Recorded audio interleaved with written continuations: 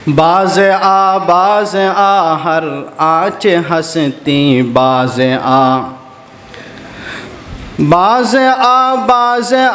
हर आँच हंसती बाज़ आ गर काफ़िरो गबरू बुत पुरस्ती बाज़ आ ई दरगमा दरगवामी दीनीस ई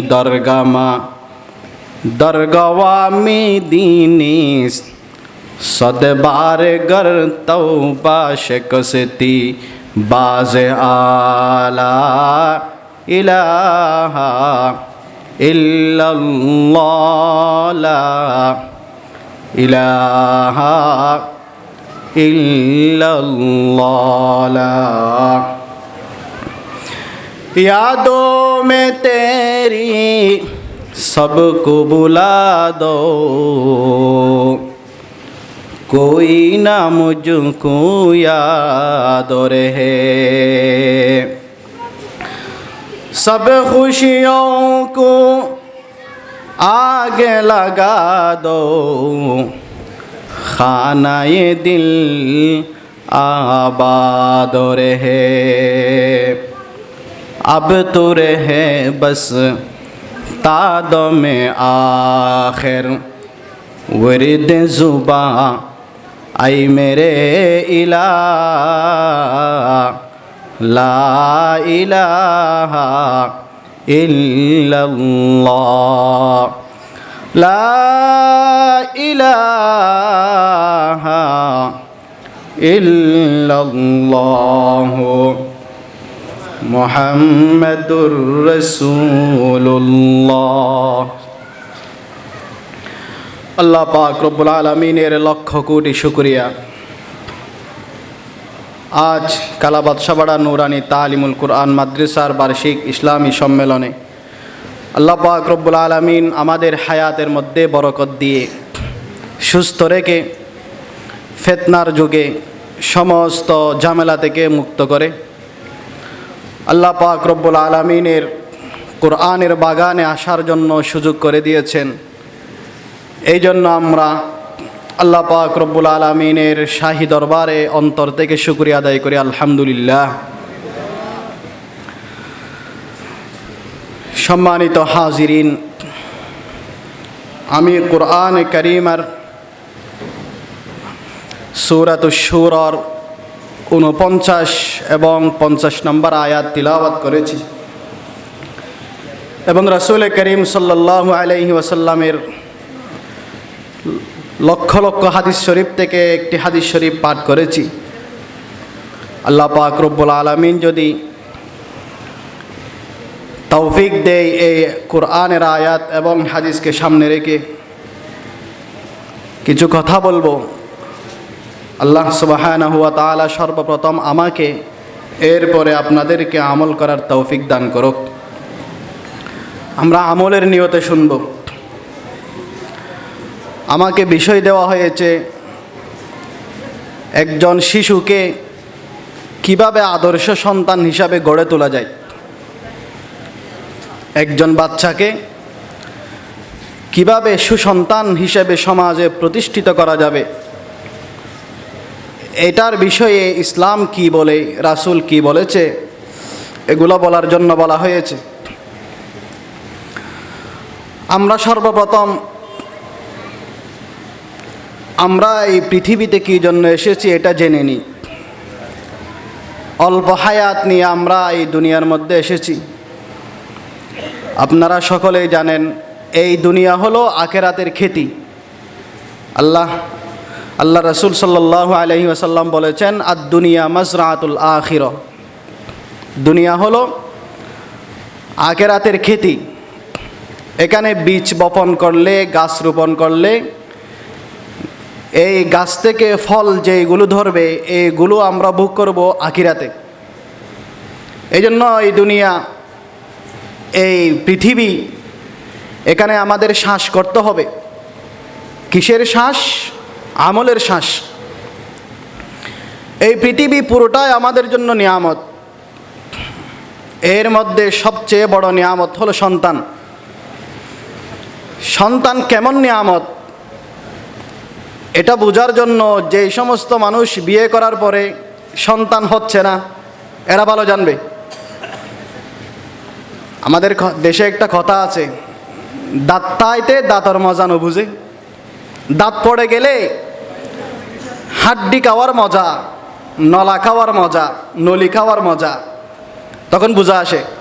যখন দাঁত থাকে তখন মর্যাদা বুঝা আসে না। কদরে নিয়ামত বাদ জাওয়াল, নিয়ামত যখন শেষ হয়ে যায় তখন বুঝা আসে। সন্তান হলো সবচেয়ে পৃথিবীর শ্রেষ্ঠ নিয়ামত। এই জন্য নিয়ামত কখন হবে এটা জানতে হবে। সন্তান যদি কুসন্তান হয়, চোর হয়, ডাকাত হয়, এই সন্তান থেকে শুধু মানুষ পানা চায় না, গরু ছাগল পর্যন্ত পানা চায়। আর সন্তান ভালো হলে তাকে নিয়ে সবাই গর্ব করে। কেউ যদি জিজ্ঞেস করে বলে আপনার বাড়ি কোথায়, বলে আমার বাড়ি সাহারিয়া মাদ্রাসার মুহাদ্দিস সাহেব হুজুর ঘরের ডাহে। আর যদি আপনার এলাকার একটা বড় চোর থাকে, কেউ যদি জিজ্ঞেস করে আপনার বাড়ি কোথায়, ওই চোরের পরিচয় দিবেন? কেউ তো ওই চোরের পরিচয় দিবে না। এই জন্য একজন মানুষ সুসন্তান যদি হয়, কারো যদি সুসন্তান মিলে যায়, সুসন্তান গড়ে তুলতে পারে, পৃথিবীর শ্রেষ্ঠ নিয়ামত সে পেয়ে গেল। এই জন্য আল্লাহ তাআলা এই আয়াতের মধ্যে বলেছেন, এই পৃথিবী আমি সৃষ্টি করেছি, ইয়াখলুকু মা ইয়াশা, আমার যেটা মন চায় সেটা আমি সৃষ্টি করি। আমার সৃষ্টি জগতের সৃষ্টি করতে গিয়ে কেউ প্রশ্ন করলে আল্লাহ তাআলা কেন গরু সৃষ্টি করেছেন, এটা শোনার কোনো দরকার নেই। সৃষ্টি করার ক্ষেত্রে শুধুমাত্র একমাত্র অধিকার আল্লাহ তাআলার। আল্লাহ তাআলা বলেন ইয়াখলুকু মা ইয়াশা, এরপরে বলেন ইয়াহাবু লিমান ইয়াশাউ ইনাসা, আমার যাকে মন চায় তাকে আমি মেয়ে সন্তান দান করি। ওয়া ইয়াহাবু লিমান ইয়াশাউ যুকুর, যাকে মন চায় তাকে ছেলে সন্তান দিই। আও ইউজাউবিজুহুম যুকরানা ওয়া ইনাসা, আবার যাকে মন চায় তাকে ছেলেও দিই মেয়েও দিই, ছেলেও দিই মেয়েও দিই। এরপরে বলতেছেন ওয়ায়াজআলু মান ইয়াশাউ আকিমা, আকিমা মানি আমাদের চিটাঙের ভাষায় ভাজা। ভাজা মানি যাদের কি হয় না, বাচ্চা হয় না, বন্ধা, ভাজা। আল্লাহ বলেন আমি কোনো মানুষকে আমার মন চাইলে বাচ্চা দিই না, হাজার চেষ্টা করলেও বাচ্চা দিই না আমি। ইন্নাহু আলিমুন কদির, এটা আমার খেলা। আমি যাকে চাই তাকে দিই, যাকে দিতে মন চায় না তাকে দিই না। এই জন্য ছেলে সন্তান এগুলা আল্লাহ দেয়। কেন দেয়? আল্লাহ তাআলা অন্য আয়াতে বলেছেন নিসাউকুম হারসুল লাকুম, মেয়েরা হলো তোমাদের খেতি। হারসুন মানে খেতি। নিসাউকুম হারসুল লাকুম ফাতু হারসাকুম আন্না শিতুম, তোমরা বিবাহ করে ওয়াকদ্দিমু লিআনফুসিকুম, সন্তান জন্ম দিয়ে আখিরাতে পাওয়ার জন্য পাঠিয়ে দাও। তাহলে সন্তান কি জন্য? আখিরাতে ভোগ করার জন্য। বলছিল যে পৃথিবীতে আমাদেরকে পাঠানো হয়েছে আমলের শ্বাস করার জন্য, সন্তান জন্ম দেওয়াও একটা শ্বাস। কিয়ামতের দিন মানুষ যখন জান্নাতে যাবে, অনেক মানুষ দেখবে সেখানে তার আমলের চেয়ে অধিক বড় বড় নেকি পেয়ে, নিয়ামত পেয়ে গেছে। মনে করেন সে আমল করেছে 10 তলা জান্নাত পাওয়ার এতটুকু, কিন্তু সেখানে গিয়ে দেখা যাচ্ছে 100 তলা 150 তলা বিল্ডিং তার জন্য তৈরি। তখন সেখানে প্রশ্ন করে দিবে আল্লাহ আমি তো এত বেশি আমল করি নাই যে আমার এত বেশি নিয়ামত এখানে আমি পাবো। তখন তাকে বলা হবে ইন্নার রাজুলা লা তুরফাউ দারাজাতুহু ফিল জান্নাহ, বলে তোমার এত বেশি নিয়ামত এগুলো কি জন্য জানো? মানুষ প্রশ্ন করবে আন্না হাজা, এগুলো কোথায় থেকে আসছে, আমি তো এত বেশি আমল করি নাই জান্নাতে। তখন তাকে ফেরেশতারা বলবে ইউকালু লাহু বিইস্তিগফারি ওয়ালাদিকা লাকা, এগুলো হলো তোমার সুসন্তানদের দুনিয়ার মধ্যে তোমার জন্য যে গুনাহ মাপ চেয়েছে, কবরের পাড়ে গিয়ে তোমার জন্য যে সূরাতুল ইখলাস তাকাসুর পরে দোয়া করেছে সেই দোয়ার বদলায় পেয়েছো। সুবহানাল্লাহ বলেন। হাদিস শরীফে আছে, মানুষ যখন মারা যায় তখন তার নামাজ পড়ানোর সওয়াব বন্ধ হয়ে যাবে, কারণ সে তো এখন নামাজ পড়তে পারবে না। মানুষ যখন মারা যায় তার রোজা রাখার সওয়াব বন্ধ হয়ে যাবে। পুরা পৃথিবী বিক্রি করে দিলেও 1 রাকাত নামাজ পড়ার সুযোগ আর হবে না। তার মানে তার কবরে সওয়াব যাওয়ার যে একটা রাস্তা ছিল এটা বন্ধ। হাজার চেষ্টা করলেও পৃথিবীতে পুনরায় ফিরে এসে 1 টাকা দান সদকা করে সওয়াব পাওয়ার আশা আর থাকবে না। কিন্তু আল্লাহ তাআলা বলেন 3 প্রকারের সওয়াব কবরে যাওয়ার পরেও মানুষ পেতে থাকে। বলেন তো কয় প্রকার? 3 প্রকার। ইদা মাতাল ইনসান ইনকাতা আনহু আমালুহু ইল্লা মিন সালাসা। আপনারা যারা সৌদি আরব গেছেন, সালাসা মানে 3 বলে সমস্ত সওয়াব বন্ধ হয়ে যায় 3 প্রকারের সওয়াব ছাড়া। একটা হলো ইল্লা মিন সাদাকাতিন জারিয়া, সদকায়ে জারিয়া। কোনো জায়গায় একটা টিউবওয়েল বসাই দিছে, এখন সে মারা যাওয়ার পরেও ওই টিউবওয়েল থেকে পানি বের হয়, মানুষ সেখান থেকে পানি পান করে, এই সওয়াবগুলো এখনও তার কবরে যাবে, সদকায়ে জারিয়া যেটাকে বলে। এরপর হলো আউ ইলমিন ইউনতাফাউ বিহি, এমন জ্ঞান পৃথিবীতে সে মানুষকে দিয়েছে যেই জ্ঞানগুলো থেকে মানুষ বছরের পর উপকৃত হচ্ছে।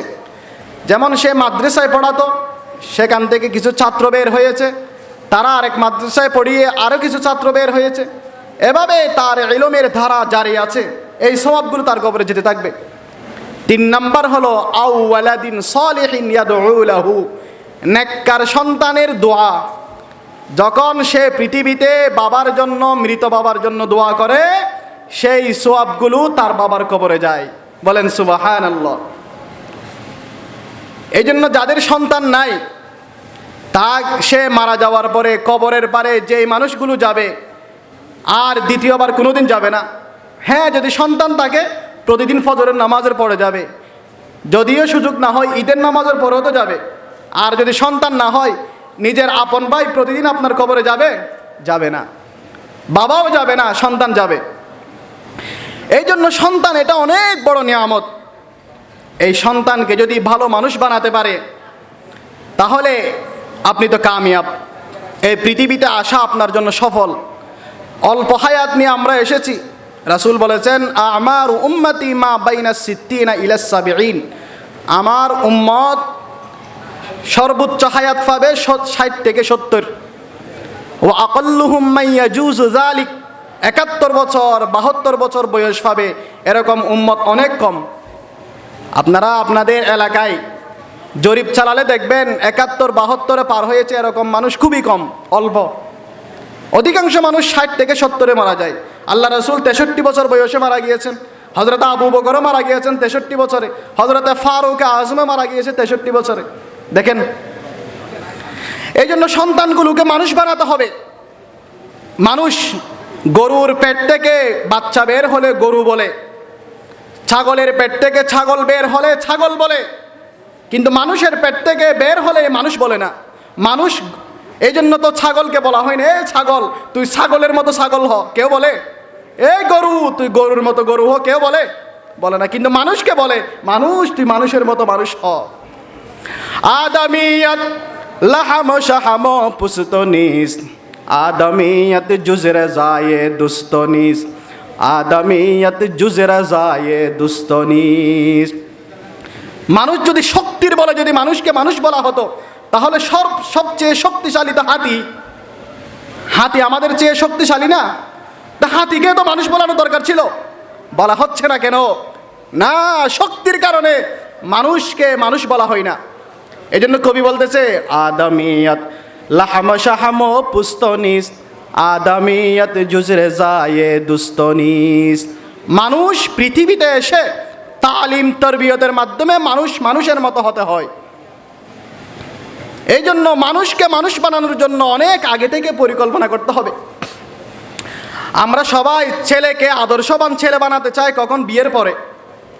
কিন্তু হাদিস কোরআনকে সামনে রাখলে দেখা যায় আপনি একজন ভালো সন্তান পাওয়ার জন্য বিয়ের আগে থেকে চেষ্টা করতে হবে। এটা জানেন?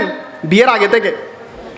এই জন্য আম্বিয়া ইকরামদের জীবনী পড়ে দেখা যায় এবং বড়দের জীবনী পড়লে দেখা যায় এই মানুষগুলো হওয়ার পিছনে তারা দুনিয়াতে আসার আগে থেকেই তাদের মা বাবার অনেক পরিশ্রম ছিল।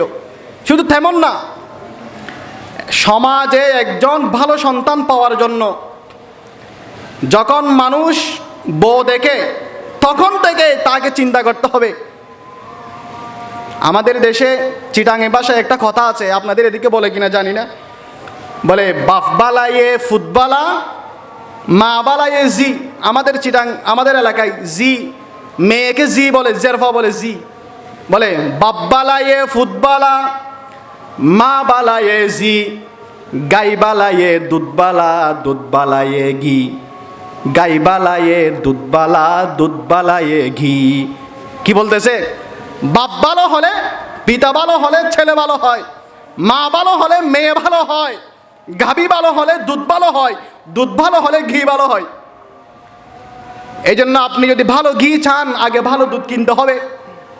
আপনি যদি মেয়ে ভালো চান ভালো মা আনতে হবে। সন্তান ভালো চাইলে মা ভালো আনতে হবে। এই জন্য রাসূল করিম সাল্লাল্লাহু আলাইহি ওয়াসাল্লাম বলেন, হে আমার উম্মতেরা, তুনকাহুল মারআতু লিআরবাইন। পৃথিবীতে মানুষ যখন বউ দেখে তখন বউয়ের ভিতরে 4টি গুণ দেখে। 1 নাম্বার হলো লিমা আলিহা, মেয়ের ঘরের মধ্যে বাপের বাড়িতে সম্পদ আছে কিনা দেখে। 2 নাম্বার হলো ওয়ালি হাসাবিহা, তার বংশ পরিচয় ভালো কিনা দেখে। 3 নাম্বার হলো ওয়ালি জামালিহা, মেয়েটা সুন্দর কিনা দেখে। 4 নাম্বার হলো ওয়ালি দীনিহা, তার ভিতরে ইসলাম আছে কিনা দেখে। রাসূল বলেন, কিন্তু আমি 1 নাম্বারে বলবো ফাজফার বিজাতিদ্দিন, আমি 1 নাম্বারে বলবো তার ভিতরে দিন আছে কিনা দেখো। আপনি তার সম্পদ দেখে, তার সৌন্দর্য দেখে ছেলের জন্য বউ একটা নিয়ে আসছেন, এখন সে কেমন ছিল, তার ভিতরে দিন আছে কিনা, সে পজ্জিবা কিনা নাকি খবিসা, এটা দেখেন নাই। আনার পরে এরপরে যদি মনে করেন আপনি একটা বেশ্যাকে আপনার ছেলের বউ বানালেন, অনেক সময় হয়ে যায় না, তার একেবারে উপরে সব ঠিক আছে, ভিতরে সদরঘাট।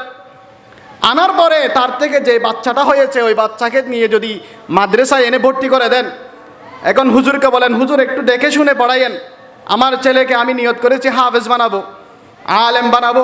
এখন তাকে হুজুররা পড়ালে সে পড়াগুলো বমি করে দিতে চায়। কি করে দিতে চায়? বমি করে দিতে চায়, নিতে পারে না। এর দোষ না তো, এ যেই মায়ের পেট থেকে এসেছে ওই মা তো ভালো না।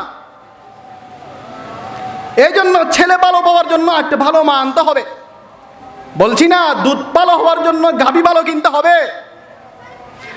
জমিনে সুরে সুম্বুল বর্ণয়ারত, জমিনে সুরে সুম্বুল বর্ণয়ারত, দরুদ হুমে আমল জায়া মগরদা, দরুদ হুমে আমল জায়া মগরদা।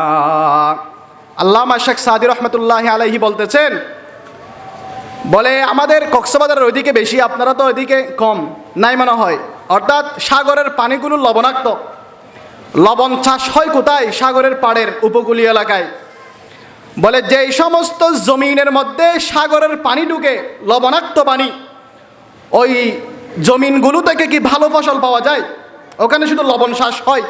ওখানে কলা গাছ, আপেল গাছ, আঙ্গুর গাছ হবে? হবে না। এই জন্য সন্তান ভালো পেতে চাইলে সর্বপ্রথম সন্তানের মা ভালো আনতে হবে। শেখ সাদি রহমতুল্লাহি আলাইহি বলতেছেন, জমিনে সুরে সুম্বুল বর্ণয়ারত, দরুদ হুমে আমল জায়া মগরদা। যেই জমিনের মধ্যে লবণাক্ত পানি ঢুকেছে ওই জমিন থেকে ভালো ফসলের আশা করা যায় না। যেই মা বেপরদা হয়ে গিয়েছে, যেই মায়ের ভিতরে দিন থাকবে না, যেই মায়ের ভিতরে ইসলাম থাকবে না, ওই মায়ের পেট থেকে কোনো দিন সুসন্তান আসবে না। ওই মায়ের পেট থেকে কি আসবে না? আমার কথা যদি বিশ্বাস না হয়, আপনারা আমরা যাদেরকে চিনি, বড় বড় আউলিয়া ইকরাম, ওলি, বিশ্ববরণ্য বুজুর্গ, এদের জীবনী তো পাওয়া যায়, লাইব্রেরিতে পড়ে দেখুন এদের মাগুলো কেমন ছিল। আগেও বলেছি, আজকে আবার বলি, আপনারা তো সবাই আব্দুল কাদের জিলানী রহমতুল্লাহি আলাইহিকে চিনেন না? আব্দুল কাদের জিলানীকে না চিনে কে? পৃথিবীর শ্রেষ্ঠ বুজুর্গ। তার বাবার নাম ছিল আবু মুসা সালেহ জঙ্গি। আবু মুসা সালেহ জঙ্গি। ইনি শাফি মযহাবের মানুষ ছিল। আমরা কোন মযহাবের? হানফি। উনি ছিল শাফি। আমাদের আর এদের মাঝখানে একটা ভিন্নতা আছে। আমাদের মযহাব হলো যে ব্যক্তি বিয়ে শাদিও করবে এবং সাথে সাথে ইবাদতও করবে, সে বেশি সওয়াবের অধিকারী হবে। আর শাফি মযহাবের মধ্যে একটা মাসআলা আছে, বিয়ে শাদী না করে কোথাও একটা গভীর গুহার মধ্যে গিয়ে শুধু ইবাদত করলে সওয়াব বেশি পাবে। কিন্তু আমাদের মাযহাবে কেউ যদি বিয়ে শাদী না করে শুধু ইবাদত করে তাহলে বেশি সওয়াব পাবে না। কারণ আল্লাহ রাসূল বলেছেন, ইজা তাজাওয়াজাল আবদু কামুলা নিসফাদ্দিন, যে ব্যক্তি বিয়ে করেছে সে ধর্মকে অর্ধেক পরিপূর্ণ করেছে। আল্লাহ রাসূল বলেন, ফালইয়াত্তাকিল্লাহ নিসফাল বাকি, আর বাকি অর্ধেকের জন্য আল্লাহকে ভয় করো। আব্দুল কাদের জিলানী রহমতুল্লাহি আলাইহির আব্বা আবু মুসা সালেহ জঙ্গি তাদের মাযহাব অনুযায়ী বিয়ে শাদী না করে একটি গর্তের ভিতরে ইবাদত করত। এখন সে ইবাদত করতে করতে একদিন তার ক্ষুধা লাগছে। অনেক সময় তো পাতা গাছের বিভিন্ন পাতা কুড়া খেয়ে জীবনযাপন করত। একদিন গর্ত থেকে বের হয়ে একটা নদীর পাড়ে আসছে। নদীর পাড়ে দাঁড়িয়ে থাকছে, এমতো অবস্থায় দেখতেছে উপর দিক থেকে একটা আনার আসতেছে, পাকনা আনার। কি আনার? আনার। এখন ক্ষুধার, যখন মানুষ বেশি ক্ষুধার তাড়নায় ছটপট করে, তখন এগুলা কি হালাল নাকি হারাম তখন তার ভাবা যায় না, আগে তো প্রাণ বাঁচাতে হবে। এখন সে এই আনারটা খেয়ে ফেলেছে। যখন পেট ভরে গেল, এখন তার মনে পড়তেছে, হায় এটা কি হালাল নাকি হারাম? এটার তো মালিক পরিচয়, মালিক জানা নাই এটা মালিক কে হতে পারে? এখন সে বলতেছে, প্রকৃত আল্লাহর ওলি হওয়ার জন্য তো হালাল খাবার দিতে হবে। কারণ লা ইয়াদখুলুল জান্নাতা জাসাদুন গুজিয়া বিল হারাম, যেই শরীর হারাম দিয়ে গঠিত হয়েছে ওই শরীর দিয়ে ইবাদত করলে আল্লাহ তাআলা ওই ইবাদতগুলো কবুল করবে না। এটা তো হকুল ইবাদ, বান্দার হক। আল্লাহর হক হলে তো দুই হাত তুলে ক্ষমা চেয়ে নিতাম। এটা তো বান্দার হক। এ যদি ক্ষমা না করে কিয়ামতের দিন আল্লাহ তো ক্ষমা করবে না। আবু মুসা সালেহ জঙ্গি রহমতুল্লাহি আলাইহি নদীর পাড় দিয়া উপর দিকে হাঁটতেছেন। যেতে যেতে এক জায়গায় গিয়ে নদীর পাড়ে বিশাল একটা আনার বাগান দেখা যায়। একজন মানুষ পেল, ওর কাছে জিজ্ঞেস করলো, ভাই এই আনারের বাগানের মালিক কি আপনি চেনেন? ওনাকে আমার একটু প্রয়োজন। তখন তাকে দেখিয়ে দিল, বলে এই বাগানের ওই পাড়ে একটা ঘর আছে, ওই ঘরের মধ্যে এই বাগানের মালিককে পেয়ে যাবেন। ওনার নাম হলো আব্দুল্লাহ সাইমি। নামটা কি বলুন? আব্দুল্লাহ সাইমি। তখন সে ঘরের মধ্যে গিয়ে তার সাথে সাক্ষাৎ করলো। তখন বলতেছেন, আমি আপনার সাথে সাক্ষাৎ করার জন্য অনেক দূর থেকে এসেছি। কেন এসেছি জানেন? আপনার বাগান থেকে একটি আনার পরে নদীর পানি দিয়ে নিচের দিকে যাচ্ছিল। ক্ষুধার তাড়নায় আমি ওই আনারটি খেয়ে ফেলেছি। এখন আল্লাহর ভয় আমার অন্তরে ঢুকেছে, এই জন্য আপনি আমার কাছে আনারের পাওনাটা একটু মাফ করে দেন। এটা আসলে তার জন্য জায়েজ ছিল। কেন? খোলা জায়গায়, খোলা নদীর মাঠে, খোলা মাঠে কোনো কিছু পাওয়া গেলে তার যদি প্রকৃতপক্ষে আপনি জেনে যান এটার আসলে কোনো মালিক নাই, অথবা গাছ থেকে, যেই বাগান থেকে ফল একটা নিচে পড়ে গেছে, ওই ফলের নিচের এলাকাটা যদি ঘেরাও দিয়া না হয় তখন নিচে যেই ফলগুলো পড়ে গিয়েছে সেগুলো খাওয়া জায়েজ। এটা তার জন্য জায়েজ ছিল। তবে যারা বুজুর্গ আল্লাহর ওলি, এরা সন্দেহ থেকেও বেঁচে থাকে। এরা কি থেকেও বেঁচে থাকে? সন্দেহ থেকে বেঁচে থাকে। এই জন্য বলতেছে, যদি আল্লাহ যদি মাফ না করে, তখন আব্দুল্লাহ সাইমি বলতেছে, হায় রে, সামান্য বিষয়ের জন্য তো সে এত কষ্ট করে, আমার কাছে যে ক্ষমা চাওয়ার জন্য এসেছে, এটা তো সাধারণ মানুষ হতে পারে না, এটাও বড় আল্লাহর ওলি, একে ধরে রাখতে হবে। মনে মনে বলতেছে, একে মেয়ের জামাই বানাতে হবে। এই জন্য ভালো পাত্র যদি আপনি দেখে যান, কোনো ছেলের বিষয়ে যদি আপনি বিতর্কতভাবে জেনে যান সে ছেলেটি ভালো, আপনারও যদি মেয়ে থাকে আপনি ধরে রাখতে পারবেন। ইনিও বলতেছে আমার তো একটা মেয়ে আছে, তবে ছোট, একে ধরে রাখতে হবে, মেয়ের জামাই বানাতে হবে। 10 জনের মধ্যে তো এরকম একটা ছেলে পাওয়া যায় না, হ্যাঁ, একে আটকাতে হবে। এখন সে আটকানোর জন্য তাকে খুব একটা কঠিন শর্ত দিল। বলে, ওয়া ফল হাইয়ো হাইয়ো মাপ সাইবল্লাহ শোধা না, ফল খেয়েছেন আবার আমার কাছে মাপ চাওয়ার জন্য এসেছেন, আপনি তো অন্যায় করেছেন। এই পাওনা যদি মাপ চেতে হয়, মাপ পেতে হয়, তাহলে আপনার একটা কাজ করতে হবে। কাজটা কি? আপনার থেকে আমার আনার বাগানের মধ্যে 12 বছর খাটতে হবে, গোলামি করতে হবে, গাছের মধ্যে পানি দিতে হবে।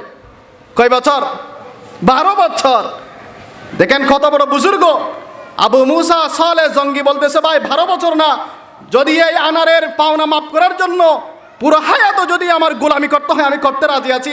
তারপরও অপরাধী হয়ে আমি আল্লাহর কাঠগড়ায় দাঁড়াতে চাই না। বলেন সুবহানাল্লাহ।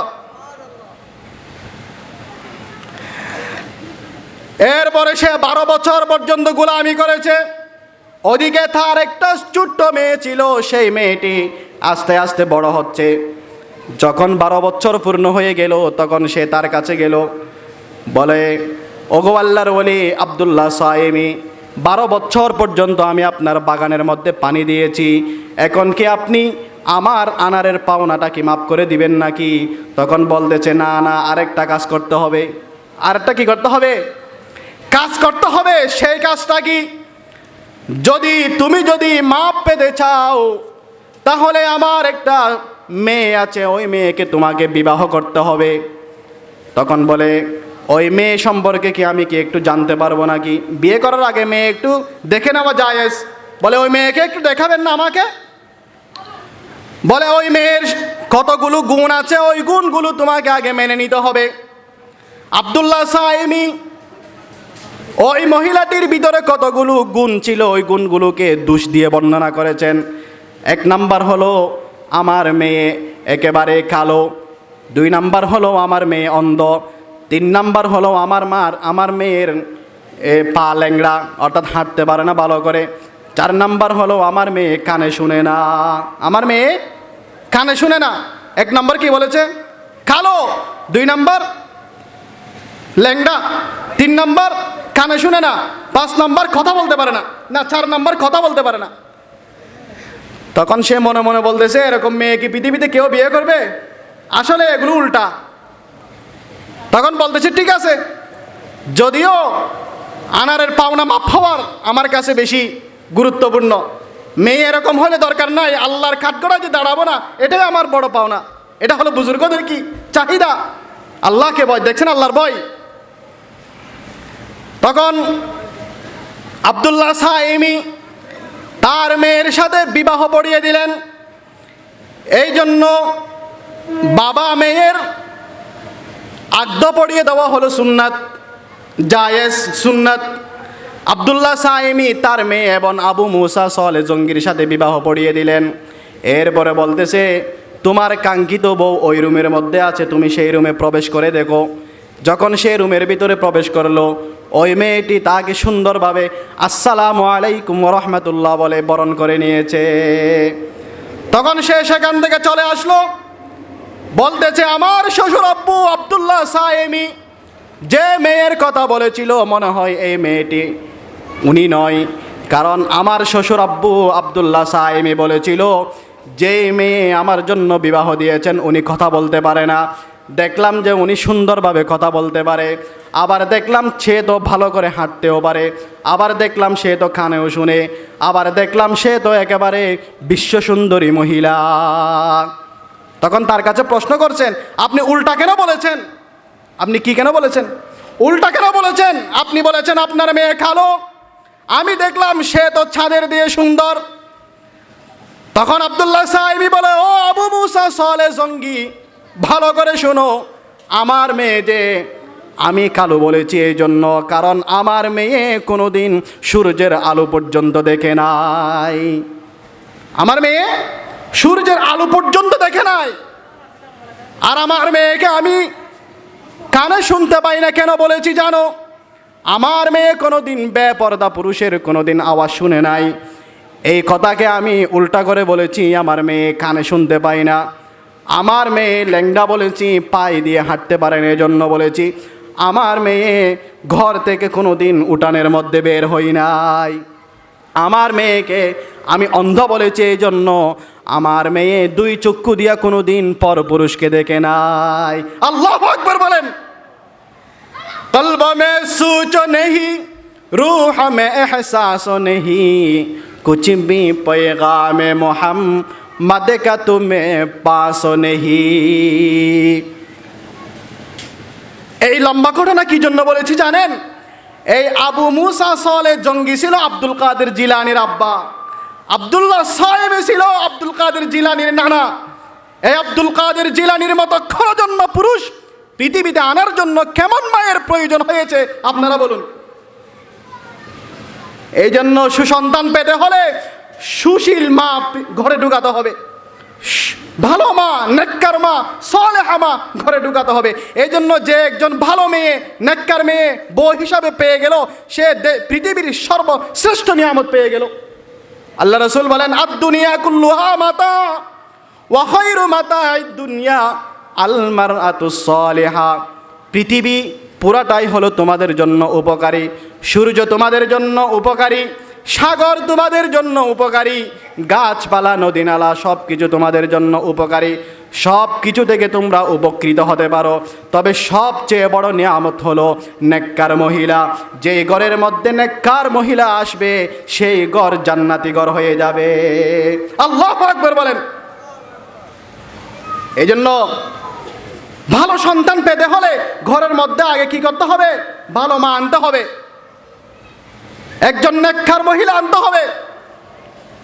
না দেখে না বুঝে, তার সম্পদ দেখে, তার রূপ দেখে, তার সৌন্দর্য দেখে একেবারে থানা হুড়ন করে 20 লক্ষ 30 লক্ষ মোহর দিয়ে নিয়ে আসলেন। এই 20 লক্ষ টাকার মোহর দিয়ে 10 ভরি স্বর্ণ দিয়ে নিয়ে আসলেন। তার জীবন কি ছিল, তার মা কেমন ছিল, কোন পরিবেশে সেই মেয়েটি বড় হয়েছে এটা দেখেন নাই। 2 বছরের মাথায় ছেলে একটা হয়েছে, বাপ রে বাপ, মসজিদে নিয়ে গেলে অবস্থা কাহিল, 2 তলা পর্যন্ত ভেঙে ফেলে। আসে না এরকম? এটাকে বলেছে ভালো মেয়ে, ভালো মা আগে ঘরে ঢুকাতে হবে।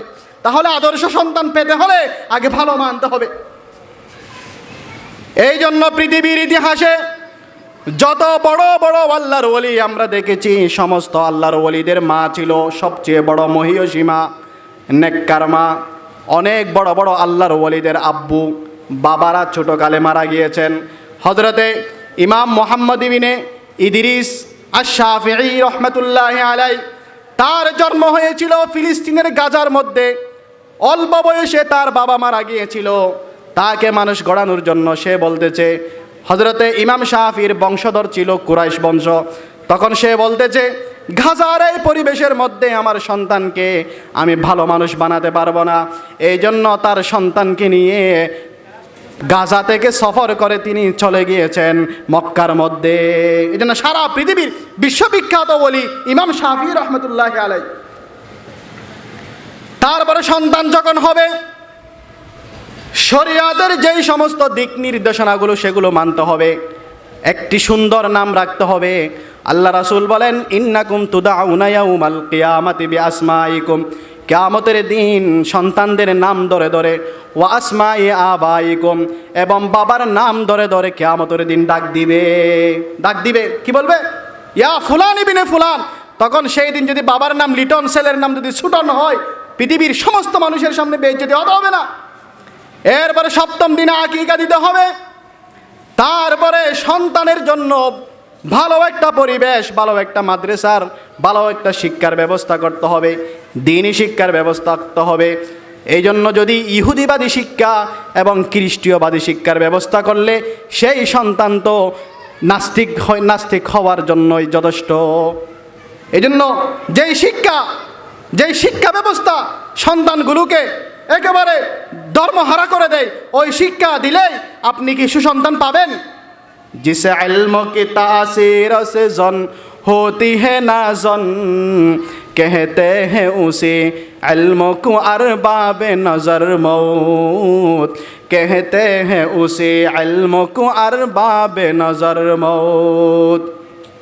तहज़ीब फिरिंग गीने किया मुर्गे उमूमम, है हजरत इंसान के लिए उसकी समर मौत, है हजरत इंसान के लिए उसकी समर मौत।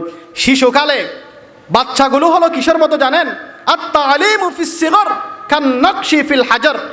বলে পাথরের মধ্যে যেমন একটি আগ দিলে ওই আগ কোনোদিন বুঝে যায় না, ছোট বয়সে সন্তানকে যদি কিছু শিখালে সেগুলো আর ভুলে যায় না। এই জন্য বাচ্চাগুলো যখন বাচ্চা বয়সে থাকে তখন তার অন্তর থাকে একেবারে উর্বর। আপনি তার সামনে যেগুলো বলেন সেগুলোই সে মুখ থেকে বের করবে। এই জন্য হজরতে উম্মে সুলাইম রাদিয়াল্লাহু তাআলা আনহা, হজরতে আনাস ইবনে মালিক রাদিয়াল্লাহু তাআলা আনহুর আম্মা জান, তিনি বলেন আমার অল্প বয়সের মধ্যে আমার স্বামী মারা গিয়েছিল। আমার ছেলে আনাসকে আমি দুধ দেওয়ার সময় সব সময় লা ইলাহা ইল্লাল্লাহর তালকিল দিতাম। হজরতে আনাস যখন একটু একটু বড় হচ্ছিল, মনে মনে ওয়াদা করেছিলাম আমার আনাসকে যতদিন পর্যন্ত আমি মানুষ বানাতে পারবো না ততদিন পর্যন্ত আমি দ্বিতীয় বিবাহ করব না। এই জন্য হজরতে আনাস ইবনে মালিক রাদিয়াল্লাহু তাআলা আনহু সাহাবায়ে কেরামদের ভিতরে অন্যতম সাহাবী। তিনি ছিলেন রাসূলের খাদেম, 10 বছর পর্যন্ত রাসূলের খেদমত করেছেন। বলেন সুবহানাল্লাহ। এই জন্য মা ভালো হলে ছেলে ভালো হবে। এই জন্য একজন মা ঘরের মধ্যে যখন সালেহা হয়ে থাকে, ওই মায়ের থেকে মাতৃভাষা শিখে, ওই মায়ের থেকে আদর্শ শিখে, ওই মায়ের থেকে তালিম শিখে, ওই মায়ের থেকে তরবিয়ত শিখে। এই জন্য অনেক ছোট বাচ্চা এখন প্রথম কথা বলতেছে গালি। দেখেন নাই কেন? আপনি ওদের সামনে গালি দিয়েছেন। এই জন্য সন্তানের জন্য একটা ভালো পরিবেশ লাগবে। এটা কি লাগবে? ভালো পরিবেশ লাগবে। এমন সন্তান আচ্ছা, সময় হয়ে গিয়েছে। তাহলে আমরা বুঝতে পারলাম একজন সুসন্তান যদি পেতে চায় তাহলে সর্বপ্রথম কি করতে হবে? ঘরটা ভালো করতে হবে, পরিবেশ ভালো করতে হবে, তারপরে দ্বীনি শিক্ষার ব্যবস্থা করতে হবে। রাসূল বলেছেন উম্মত কুন আলিমান আও মুতাআল্লিমান, তোমরা হতে পারলে আলেম হও, আলেম হতে না পারলে ছাত্র হও, দ্বীনি শিক্ষার ছাত্র হও। ছাত্র হতে না পারলে উলামায়ে কেরামকে মহব্বত করো। উলামায়ে কেরামকে মহব্বত করার যদি সুযোগ না থাকে তাদের সাথে সম্পৃক্ত থাকো। ওয়ালা তাকুনিল খামিস, উলামায়ে কেরামদের বিরুদ্ধে হইও না। আল্লাহ পাক রব্বুল আলামিন আমাদের সকলকে এই কথাগুলো আমল করার তৌফিক দান করুক। আমিন। ওয়া মা আলাইনা ইল্লাল বালাগ। আসসালামু আলাইকুম ওয়া রাহমাতুল্লাহি ওয়া বারাকাতুহু।